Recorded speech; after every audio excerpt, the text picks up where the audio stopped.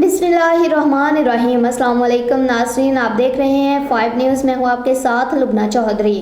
Bulletin का बाकायदा आगाज़ करते हुए आपको बताते चले, मरूफ सीनियर तज्ज़िया नगार और समाजी शख्सियत डॉक्टर प्रोफेसर शकील भट्टी ने कहा है कि मोदी अपने कुत्तों को पट्टा डाल कर रखे, वरना इश्क़ नबी सल्लल्लाहु अलैहि वसल्लम से सरशार आशिकाने रसूल सल्लल्लाहु अलैहि वसल्लम का समंदर मोदी की इंतहाई पसंद सरकार को रौंदता हुआ गुजर जाएगा। कोई मुसलमान नबी अकरम सल्लल्लाहु अलैहि वसल्लम की शान में गुस्ताखी बर्दाश्त नहीं कर सकता। डॉक्टर साहब ने इंडिया में एक मनहूस पंडित की नबी सल्लल्लाहु अलैहि वसल्लम की शान में की जाने वाली हालिया गुस्ताखी और वहाँ के लाखों मुसलमानों के एहतजाज पर बयान देते हुए कहा कि फर्जी कहानियों पर मुबनी हिंदू मजहब की इतनी औकात नहीं कि वो दीन हक इस्लाम के खिलाफ फर्जा सराई करे।